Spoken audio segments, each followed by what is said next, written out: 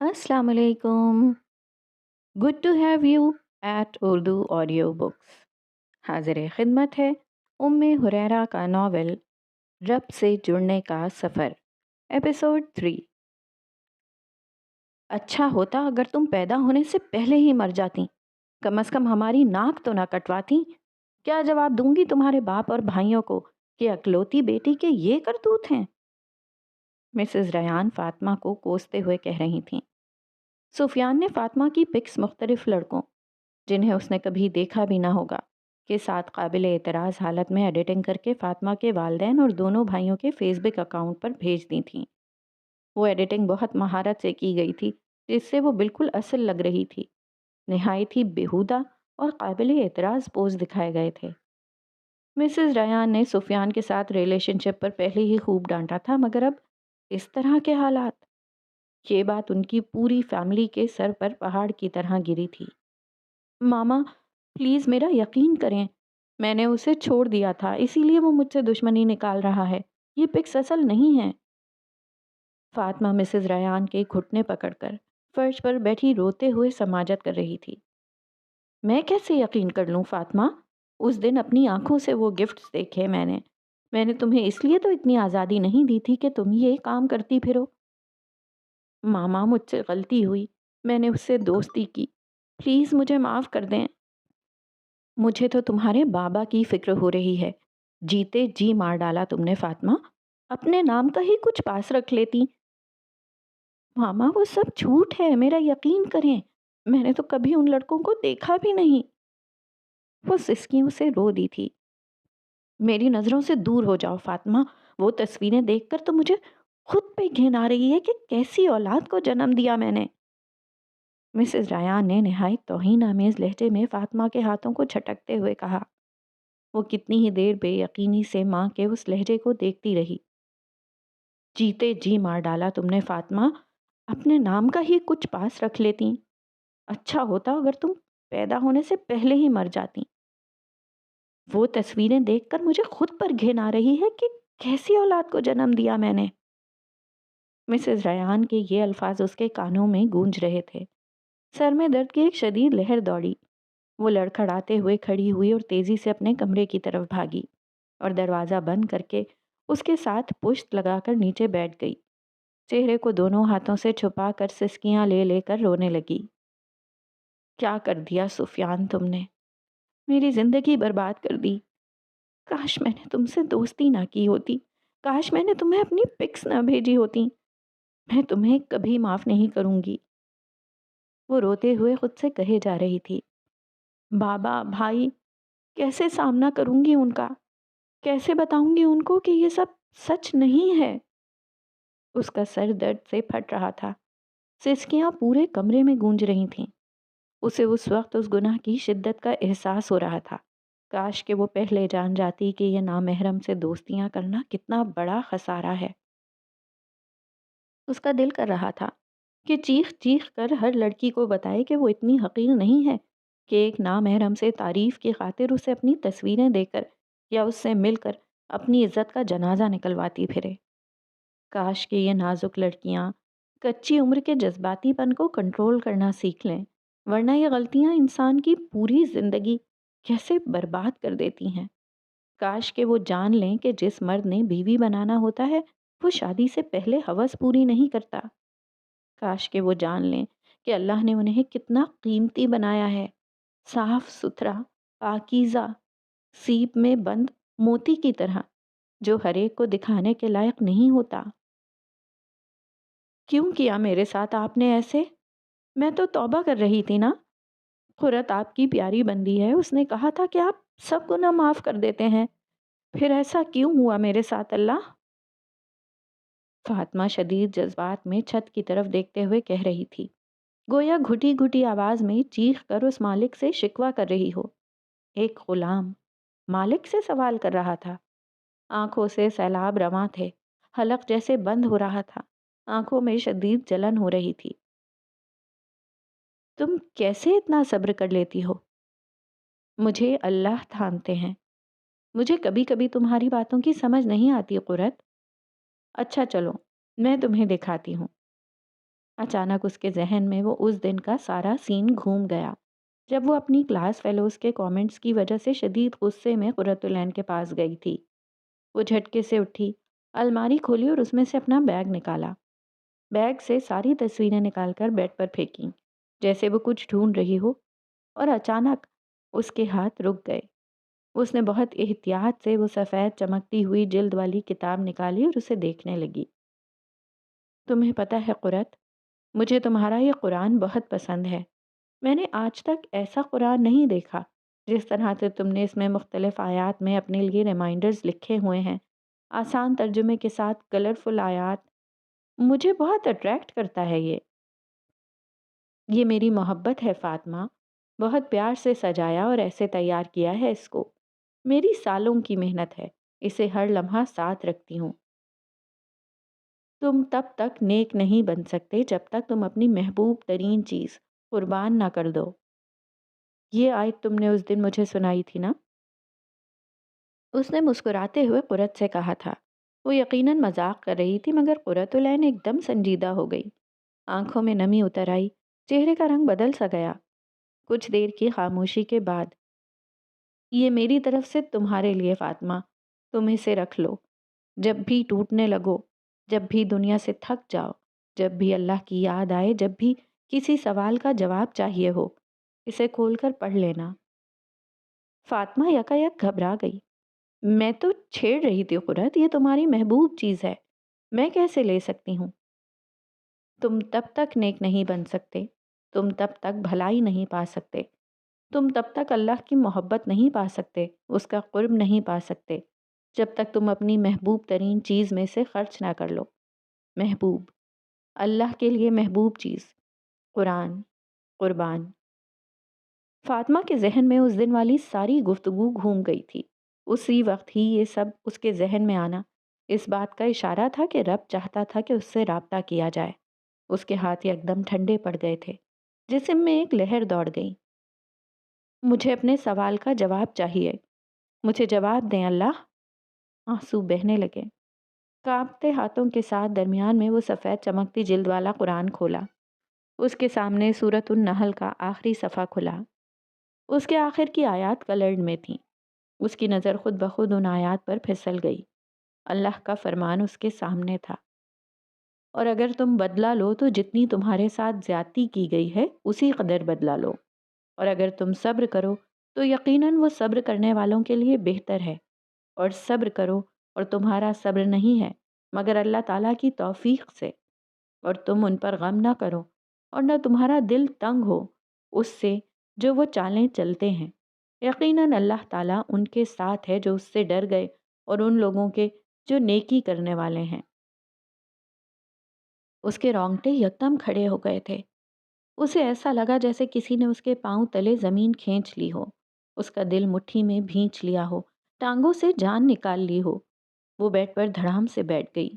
اس میں کھڑے ہونے کی مزید سکت نہ تھی۔ وہ بار بار سورۃ النحل کی وہ آیات پڑھتی جا رہی تھی۔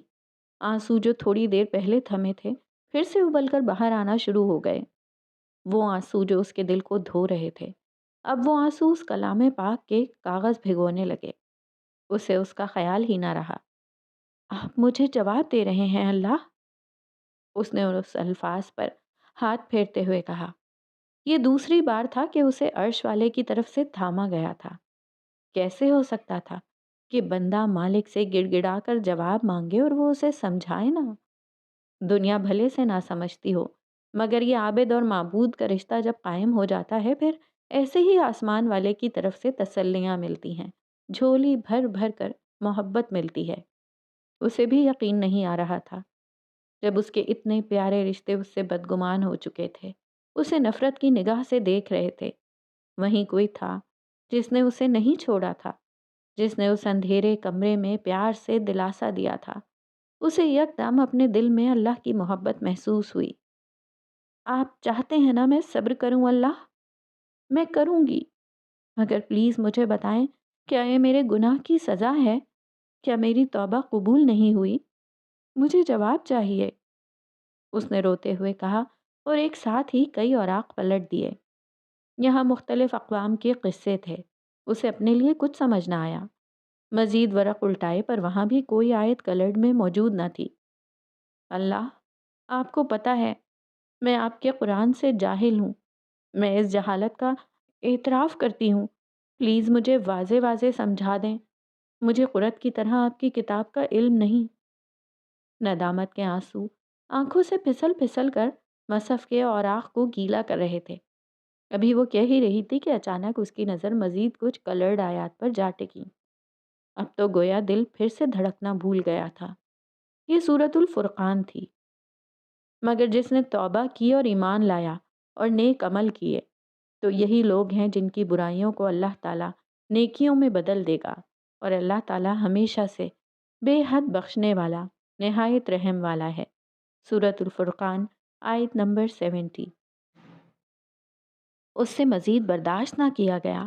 اس نے جلدی سے قرآن بیڈ کے گراؤنڈ پر رکھا اور سنگ مرمر کے ٹھنڈے فرش پر سجدے میں گر گئی۔ کیا وہ رب واقعی اتنا قریب تھا کہ ادھر زبان سے الفاظ نکلے اور ادھر سامنے اس کے سوال کا جواب موجود تھا؟ اللہ اکبر! وہ یوں ہی سجدے میں پڑی روتی رہی۔ ایک ادنا سا غلام اس مالک کے آگے گڑ گڑا رہا تھا، سسک رہا تھا جو رحمان تھا۔ کیسے نہ اس مالک کی رحمت جوش میں آتی؟ اسے اس سجدے میں ایسا سکون ملا کہ وہ وہیں سو گئی۔ السلام علیکم۔ اگلے دن وہ قدرے فریش اور مضبوط دل کے ساتھ کمرے سے باہر آئی۔ اپنے بابا اور بھائیوں کو ماما کے ساتھ ڈائننگ ٹیبل پر ناشتہ کرتے دیکھ کر ٹھٹک گئی، مگر خود کو سنبھال کر سلام کیا۔ اسے صبر کرنے کا حکم دیا گیا تھا، اسے تعمیل کرنی تھی۔ آپ سب کب آئے؟ حالانکہ وہ جانتی تھی کہ ان کے آنے کا مقصد کیا تھا۔ ان سب کو اپنے کام چھوڑ کر آنے ہی تھے۔ جب گھر کی عزت داؤ پر لگ جائے تو کاغذ کے ٹکڑوں کی قیمت بہت گر جاتی ہے۔ یہاں بھی عزت داؤ پر لگی تھی۔ کسی نے سلام کا جواب نہ دیا۔ شاید اب ان کی نظر میں وہ سلامتی بھیجنے کے لائق نہیں رہی تھی۔ بابا نے بہت نفرت کی نگاہ سے اسے دیکھا۔ حیدر تو اسے دیکھتے ہی جھٹکے سے اٹھا اور ناشتہ ادھورا چھوڑ کر باہر چلا گیا، مگر چھوٹا بھائی سیف خونخوار نظروں سے گھورتے ہوئے اس کی طرف بڑھا۔ یہ کیا رنگ رلیاں مناتی پھر رہی ہو تم، ہاں؟ اس نے فاطمہ کے چہرے پر زوردار تھپڑ رسید کیا۔ وہ اس اچانک حملے کے لیے بالکل تیار نہ تھی۔ ابھی وہ سنبھل ہی نہ پائی تھی کہ اس کے بھائی نے اسے بہت زور سے دھکا دیا اور وہ نیچے جا گری۔ پیچھے پڑی ٹیبل کا کونا اس کے پیٹ میں لگا۔ اس کے منہ سے چیخ نکلی مگر کسی نے اس کی طرف دھیان نہ دیا۔ غصے سے گھورتے ہوئے سب اسے وہیں پڑا چھوڑ کر اپنے کمروں کی طرف چلے گئے۔ بابا، کیا آپ کو بھی اپنی بیٹی پر یقین نہیں ہے؟ وہ تو ان کی لاڈلی بیٹی تھی۔ منہ سے جو فرمائش نکالتی تھی پورے کی جاتی تھی، کبھی آنکھ سے آنسو نہ نکلنے دیا تھا۔ اور آج وہ ایسے درد سے سسکتے ہوئے اپنے باپ کو پیچھے سے پکار کر کہہ رہی تھی، مگر اس کی سسکتی آواز سن کر انسنی کر دی گئی تھی۔ بابا نے کمرے کے دروازے کو زور سے بند کر دیا۔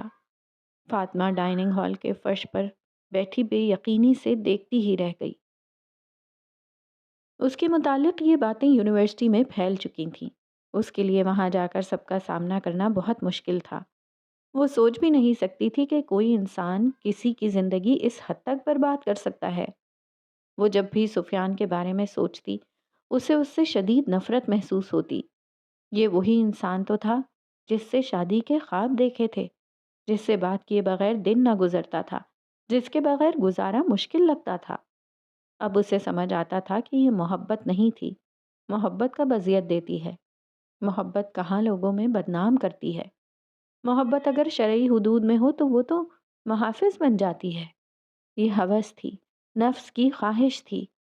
کاش کہ اس نے اپنے لمحات، اپنے جذبات ایسے ضائع نہ کیے ہوتے۔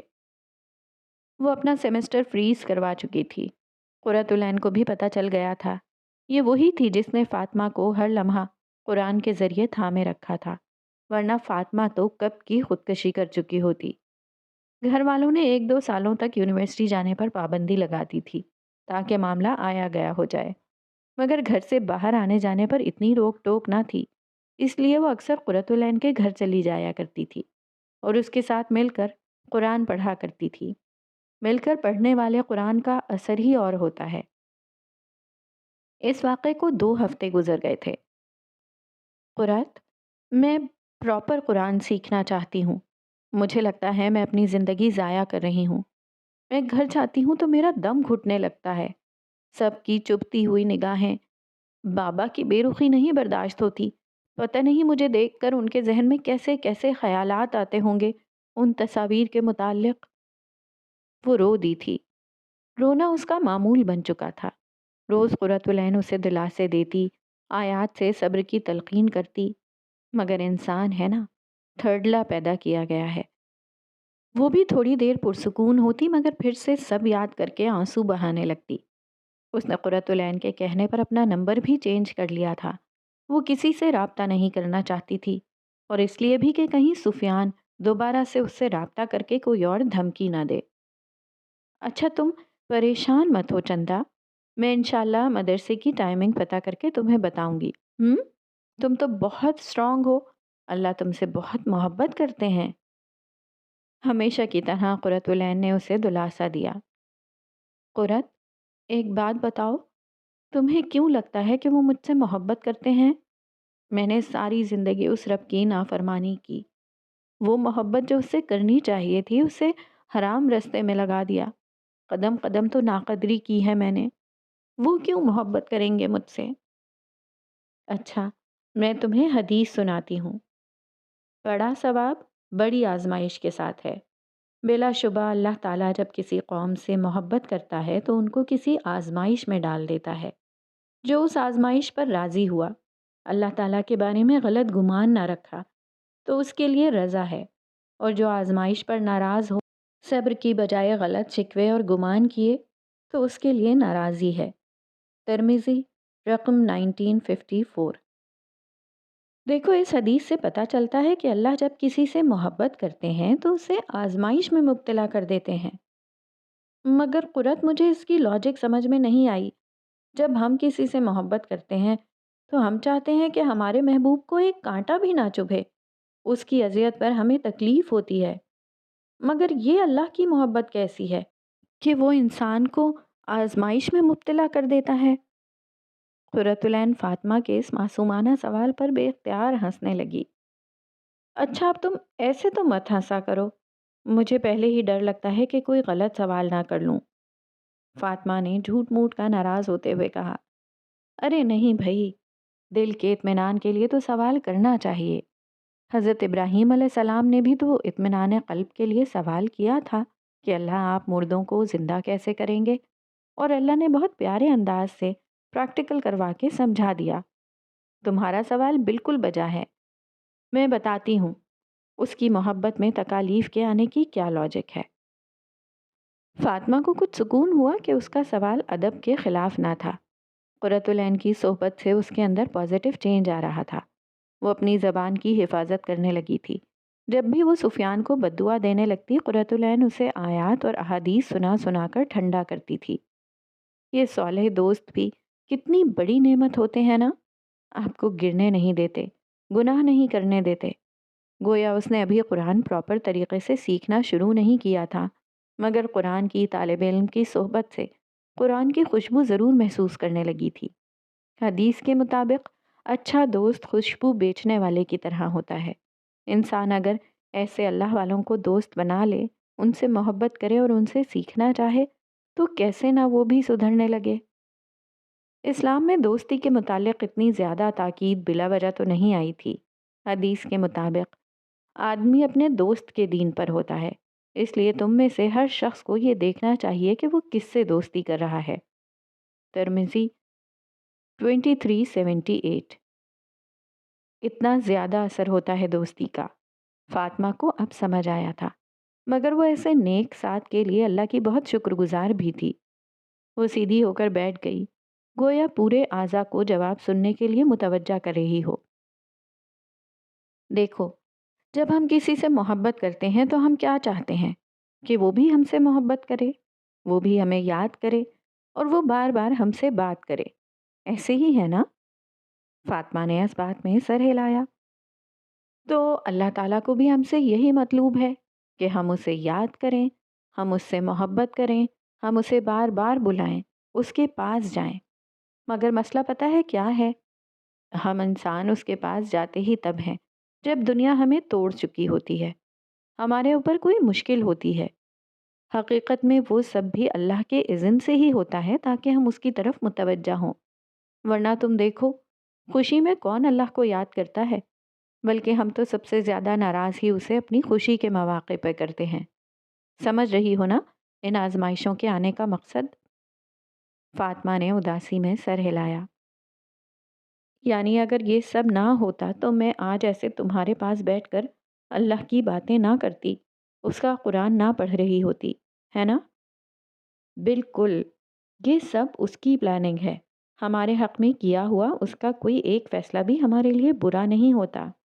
ہمیں لگتا ہے کہ یہ میرے ساتھ برا ہوا، مجھے یہ محرومی دیکھنی پڑی، مگر اصل میں وہ اس کی حکمت ہوتی ہے، اور اس کی حکمت میں ہی ہمارے لیے رحمت ہوتی ہے۔ اگر ہم سمجھ جائیں، خود کو جھکا دیں، تو زندگی بہت پرسکون ہو جاتی ہے۔ فاطمہ شرمندگی کے آنسو بہا رہی تھی۔ یہ سب اس نے کیوں نہیں سوچا تھا؟ وہ اپنے رب سے پہلے تو ایسے کبھی نہ جڑی تھی جیسے اس حادثے کے بعد۔ "سس!" یکایک اس کے منہ سے درد سے آواز نکلی۔ وہ بے اختیار اپنے پیٹ پر ہاتھ رکھتے ہوئے جھک سی گئی۔ کیا ہوا؟ تم ٹھیک ہو فاطمہ؟ قرۃ العین نے پریشان ہوتے ہوئے پوچھا۔ میں ٹھیک ہوں، بس پیٹ میں درد ہے، شاید کھانا نہیں کھایا صبح۔ اچھا، میں تمہارے لیے کچھ کھانے کو لاتی ہوں۔ یہ کہتے ہوئے قرۃ العین کمرے سے نکل گئی۔ فاطمہ اسے کیا بتاتی کہ اس کے پیٹ میں اسے کچھ سخت سی گولی بنتی ہوئی محسوس ہو رہی تھی۔ اس نے سر جھٹک کر اگنور کر دیا۔ السلام علیکم ورحمۃ اللہ۔ بھائی، ہمیں لفظی ترجمے والا قرآن چاہیے۔ وعلیکم السلام۔ باجی، آپ کچھ دیر انتظار کر سکتی ہیں؟ میں پتہ کر کے بتاتا ہوں۔ قرۃ العین اور فاطمہ النور بک اسٹور پر قرآن پاک خریدنے گئی تھیں۔ فاطمہ کا مدرسے میں ایڈمیشن کنفرم ہو چکا تھا۔ آج وہ قرۃ العین کے ساتھ اپنا سلیبس خریدنے آئی تھی۔ شہریار شام کے وقت اب اسٹور پر آ جایا کرتا تھا۔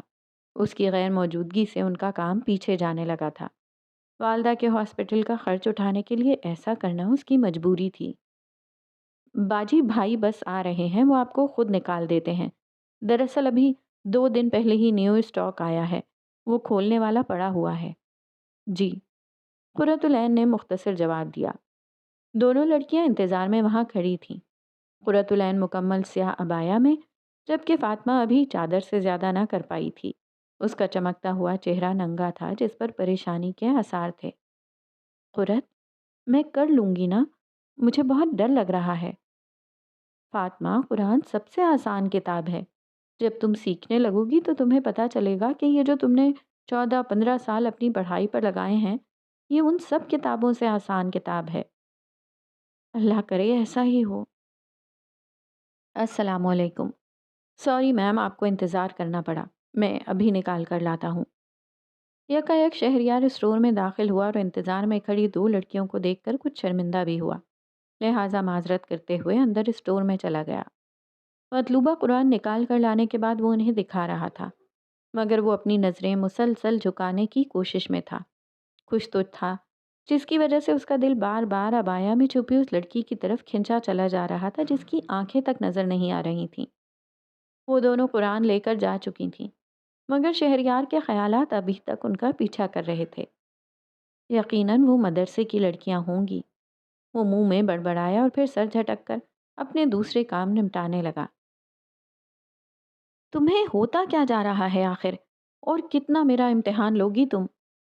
مسز ریان فاطمہ پر چلا رہی تھیں۔ فاطمہ نے انہیں اپنے مدرسے میں ایڈمیشن کے متعلق بتایا تھا۔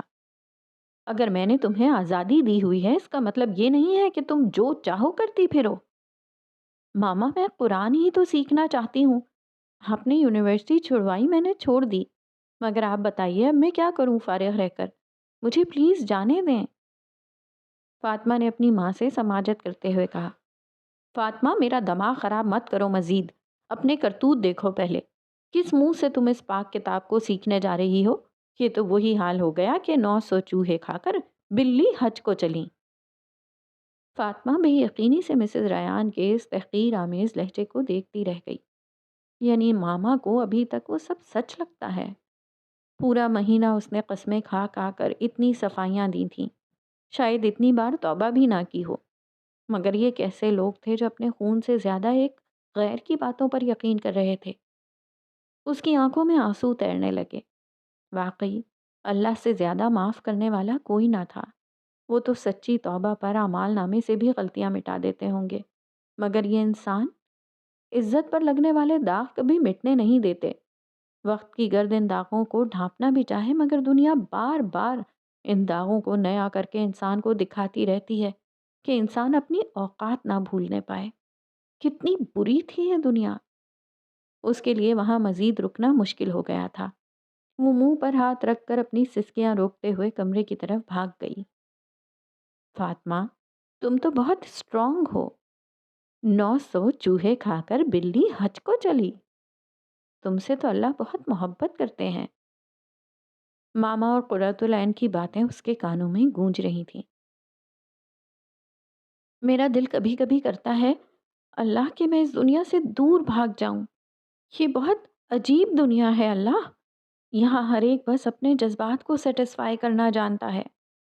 کیوں لوگ دوسرے کے جذبات کا خیال نہیں رکھتے؟ آپ مالک ہو کر ہم غلاموں کے جذبات کا اتنا خیال رکھتے ہیں کہ قرآن میں جگہ جگہ مومنوں کو صبر، توکل اور غم سے نکلنے کے طریقے بتاتے ہیں۔ مگر اللہ، یہ آپ کے غلام کیسے ہیں جو ایک دوسرے پر کوئی ملکیت بھی نہیں رکھتے مگر دل ایسے توڑتے ہیں کہ روح چیخ اٹھتی ہے؟ کاش کہ اللہ یہ جانتے ہوتے کہ ان کے مالک نے یہ سب تو نہیں سکھایا انہیں۔ کاش کہ انہوں نے وہ سیکھا ہوتا اللہ جو آپ نے سکھایا۔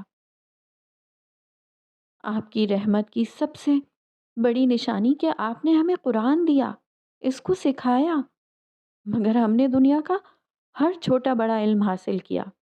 نہ حاصل کیا تو ہم غلاموں نے مالک کی پہچان کا علم، نہ جانی تو مخلوق نے اپنے خالق کی قدر۔ دوسروں کو خود غرض کہنے والا انسان آپ کے معاملے میں کتنا خود غرض نکلا اللہ۔ سخت پتھروں کو کاٹنے والا اپنے دل کی سختی دیکھنا بھول گیا۔ اللہ، کیا واقعی آپ کے غلاموں کو آپ کا وجود محسوس نہیں ہوتا؟ کیا کبھی انہوں نے سانس کو روک کر نہیں دیکھا؟ کیا کبھی انہوں نے اپنی انگلیوں کو نہیں دیکھا کہ کیسے لمحات میں سوچے سمجھے بغیر چلنے لگتی ہیں؟ کیا کبھی انہوں نے آسمان کو نہیں دیکھا؟ کیا کبھی انہوں نے نہیں سوچا کہ اتنے بڑے وجود کو وہ کیسے اپنے 2 پیروں پر اٹھا کر چلتے پھرتے ہیں؟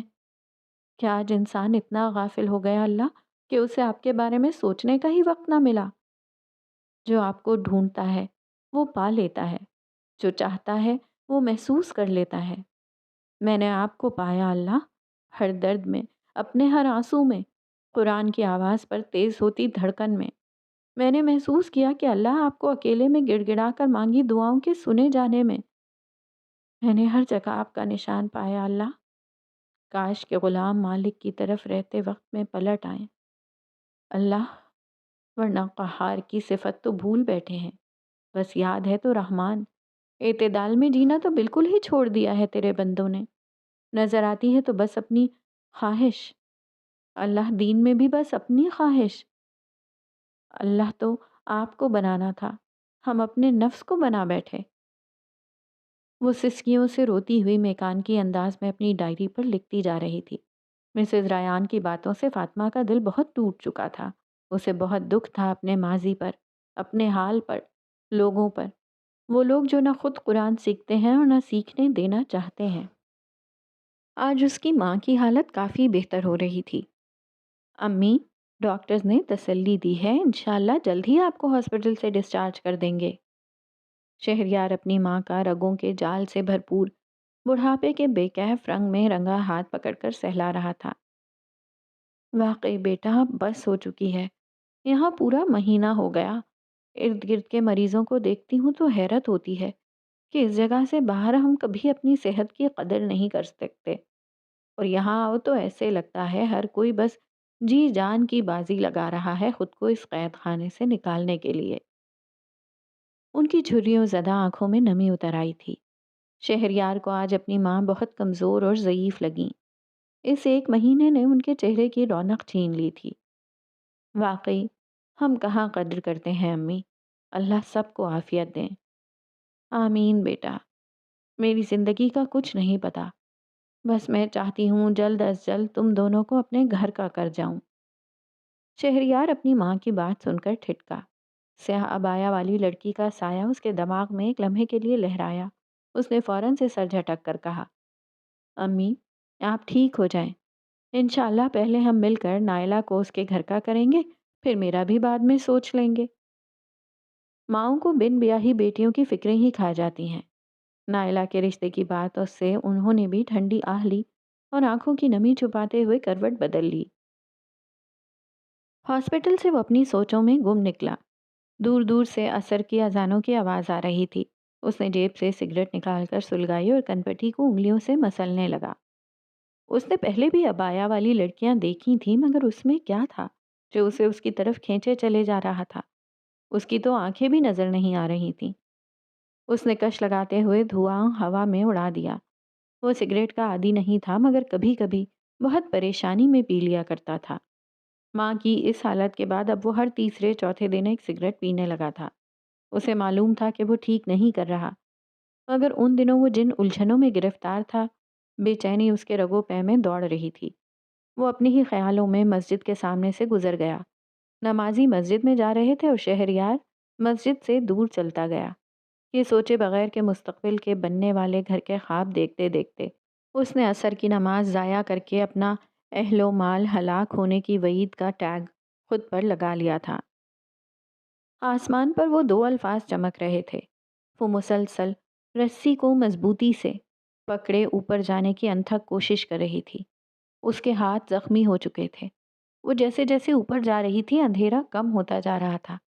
उसे उस रोशन आसमान तक पहुंचना था और करीब जाकर उन अल्फाज को पढ़ना था कि अचानक एक चमगादड़ आई और उससे टकराई। वो हड़बड़ा कर उठ बैठी। फातिमा का जिस्म पसीने से शराबोर था। रात के 3 बज रहे थे। ये फिर से दूसरी बार यही ख्वाब क्यों? कुरत ने मुझे बताया था कि रस्सी कुरान है, मगर वो दो अल्फाज क्या हैं? और ये चमगादड़? अल्लाह, मुझे समझ नहीं आती हैं ऐसी उलझी बातें। उसने उदास होते लहजे में उलझते हुए खुद से सोचा। मगर पिछली बार की तरह वो आज दोबारा नहीं सोई। वो उठी और वॉशरूम की तरफ वज़ू करने के लिए गई। आज उसने तहज्जुद पढ़कर अपने रब को मनाना था कि वो उसकी फैमिली का दिल नर्म कर दें ताकि वो कुरान सीख सके। चलो फातिमा, मैं चलती हूँ। ज़िंदगी का नया सफ़र मुबारक हो।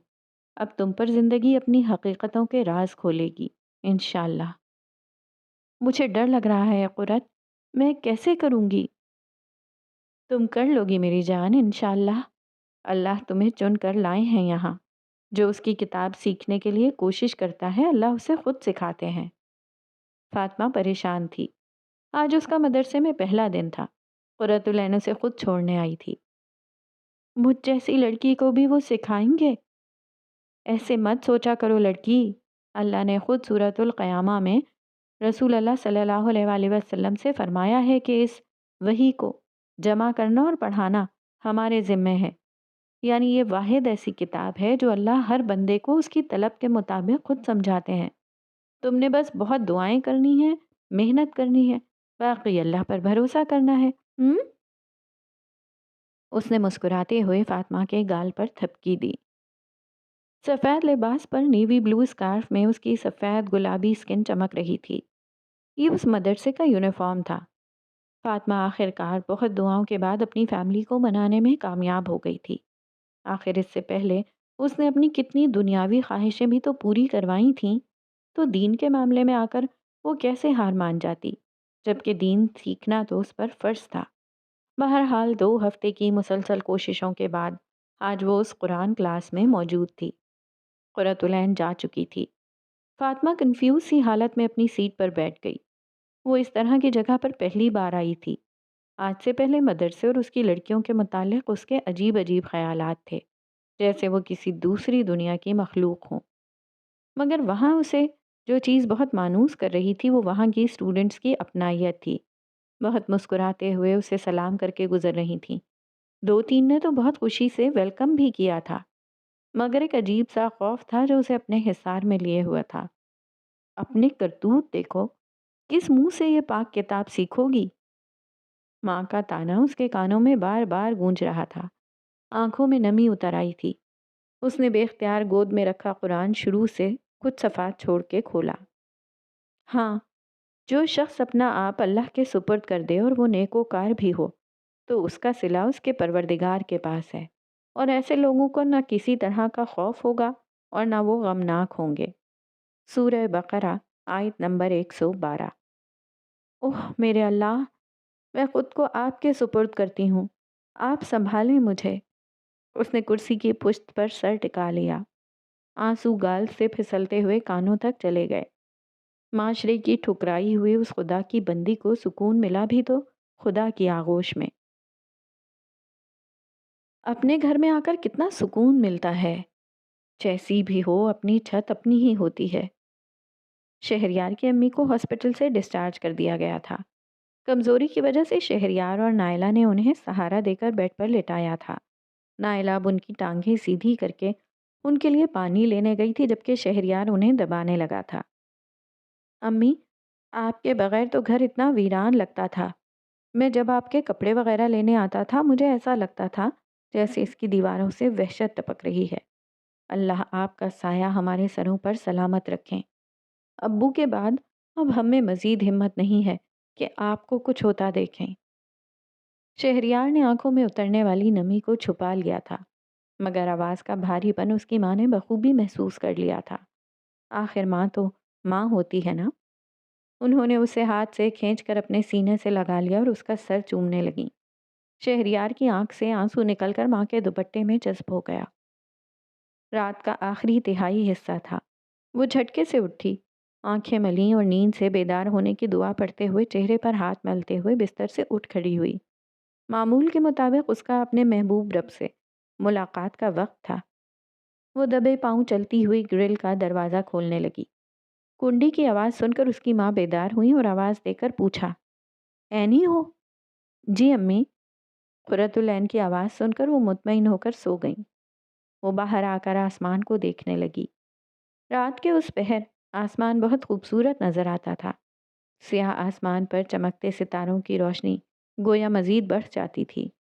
شاید آسمان دنیا پر رب کا نزول اسے مزید خوبصورت بنا دیتا تھا۔ وہ جب بھی اوپر دیکھتی اس حسین منظر میں کھو ہی جاتی تھی۔ اللہ، آپ آ گئے ہوں گے نا؟ اس نے مسکرا کر پوچھا۔ آپ مجھے دیکھ رہے ہیں نا اللہ؟ آپ ابھی مت جائیے گا۔ آپ کی قرت آپ کے لیے اپنا گرم بستر چھوڑ کر آئی ہے۔ مجھے آپ سے بہت باتیں کرنی ہیں۔ وہ بہت محبت سے آسمان کی طرف چہرہ اٹھائے کہہ رہی تھی، گویا وہاں سے کسی جواب کی منتظر ہو۔ دل میں سرگوشی ہوئی۔ ہاں، وہ آئے ہوئے ہیں۔ تمہیں یوں اپنے لیے نیند قربان کرتے دیکھ کر خوش ہو رہے ہوں گے۔ چہرے پر خوبصورت مسکراہٹ پھیل گئی۔ نومبر کا مہینہ تھا۔ وہ بازو چڑھا کر ٹھنڈے پانی سے وضو کرنے لگی۔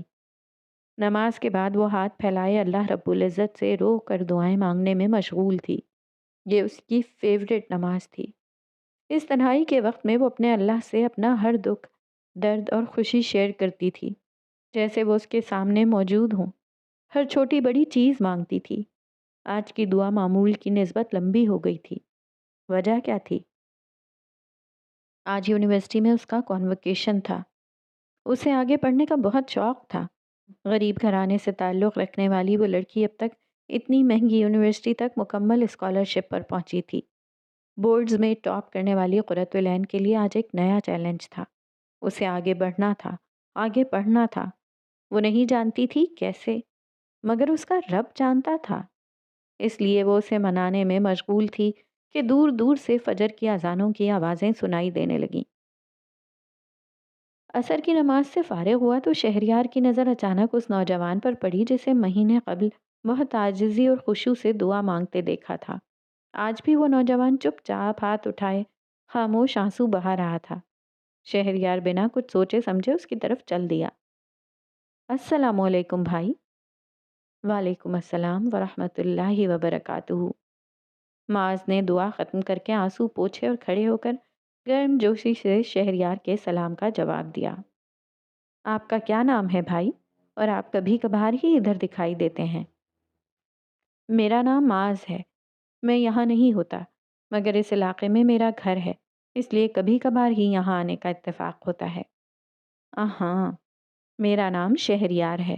آپ سے مل کر خوشی ہوئی۔ مجھے بھی اچھا لگا آپ سے مل کر۔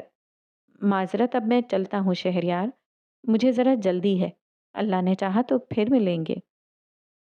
یہ کہہ کر معاذ تیز تیز قدموں سے چلتا مسجد سے باہر نکل گیا۔ شہریار چپ چاپ رشک بھری نگاہوں سے معاذ کو جاتا دیکھتا رہا۔ ایسے بھی نوجوان ہیں، چہرے پر داڑھی، سر پر ٹوپی، شلوار ٹخنوں سے اوپر، اور دعا میں وہ رونا، وہ تڑپ۔ بلا شبہ اسے دیکھ کر اللہ یاد آتا تھا، اور ایک میں ہوں کہ کاش میں اس سے دوبارہ مل سکوں۔ ایک احساس ندامت نے اس کے دل کے گرد گھیرا ڈال لیا تھا۔ وہ بوجھل قدموں سے مسجد سے نکل کر اپنے بک اسٹور کی جانب بڑھ گیا۔